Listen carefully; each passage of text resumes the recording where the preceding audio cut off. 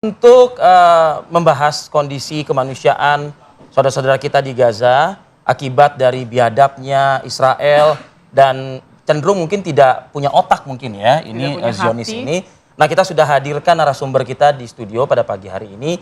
Alhamdulillah, terima kasih atas kedatangannya Dr. Tonggo Miti Francisca selaku Ketua Tim 8 Emergency Medical Team dari Mercy dan juga Pak Arifin Muhammad Hadi selaku Kepala Markas PMI Pusat. Assalamualaikum warahmatullahi wabarakatuh. Waalaikumsalam. Selamat pagi. Terima kasih sudah berkenan hadir. Saya ingin ke Ibu, kami menyapa Bu Meti. Biasanya Mea. Bu Mea. Ya. Bu Mea, ini kalau bicara soal data, ancamannya nggak tanggung-tanggung loh. Ya. 9.000 jiwa yang terancam ini mengalami kondisi gizi buruk ya, anak-anak di Gaza, Palestina. Pantauan Anda terakhir, seperti apa mereka? Ya, karena kebetulan kami selama 2 bulan ada di sana. Pada saat itu sebelum kami masuk, itu 2 hari sebelum kami masuk, itu tanggal, berarti kami masuk tanggal 4, 2 hari sebelum masuk berarti tanggal 2. Tanggal 2 blokade sudah mulai terjadi blokade kemanusiaan, padahal itu masih gencatan senjata. Setelah itu sampai berjalannya waktu masih ada stok-stok makanan terutama. Kami sendiri tim membawa. Bukankah seharusnya kan ada kesempatan untuk kita memasukkan kebutuhan. Kan? Bahkan kami aja membawa daging dari Yordan untuk masuk ke dalam.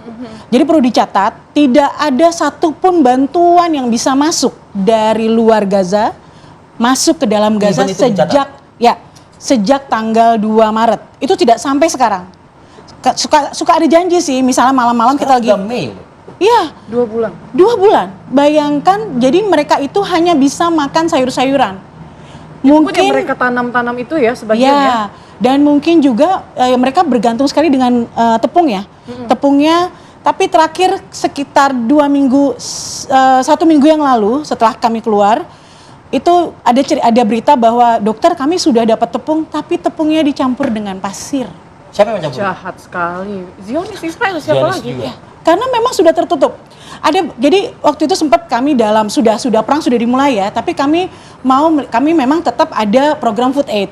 Nah, kami mau melihat seperti survei makanan. Jadi kami masuk ke Gaza City. Biasanya pada saat gencatan senjata, Gaza City itu bagus. Karena orang-orang sudah kembali kan ke utara ya, ke utara ke Gaza City.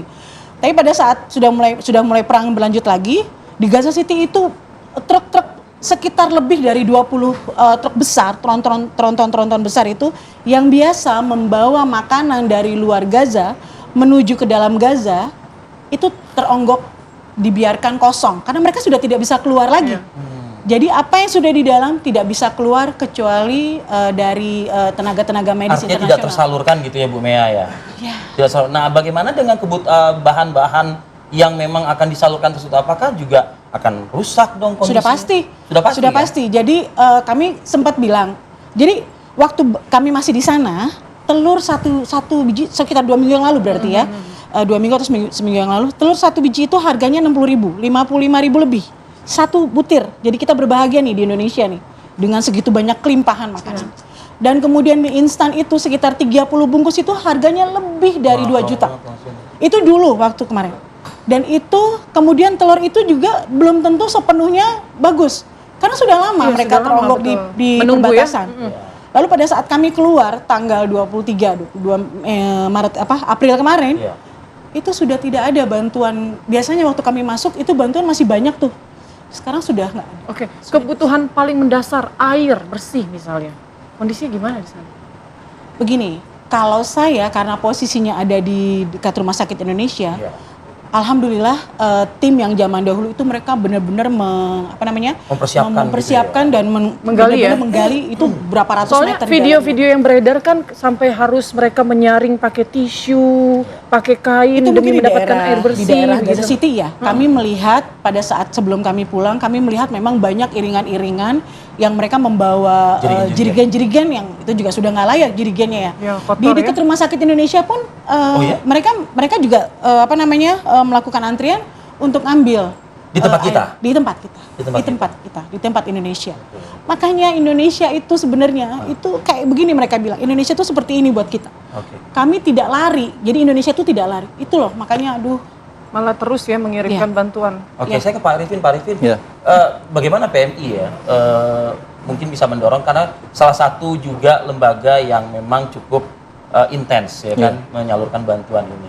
Tapi kalau kondisinya ditahan sebagaimana tadi cerita Bu Mea tadi, ini apa yang harus bisa kita lakukan lagi nih Pak? Iya, sebetulnya PMI sejak awal itu sudah bekerja sama dengan Bulan Sabit Merah Mesir. Kalau di wilayah perbatasan itu Mas kita bikin field kitchen bareng dengan mereka.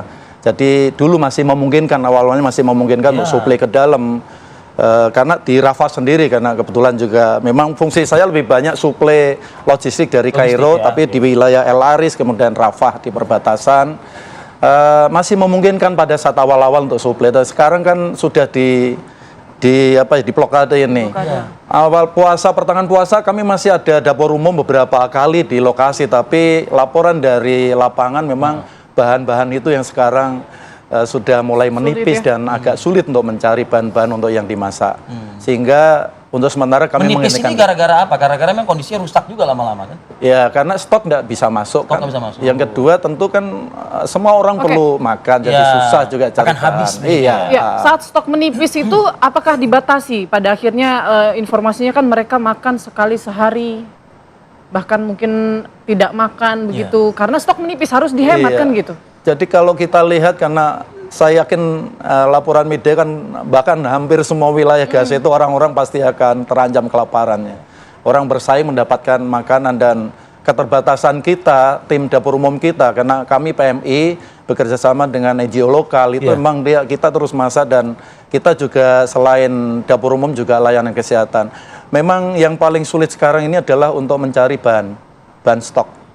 Dan karena laporan dari lapangan memang agak kesulitan. Tadi Ibu Dokter menyampaikan juga sangat sulit.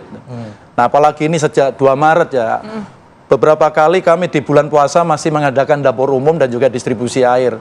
Dan banyak masalah juga karena tidak semudah yang dibayangkan.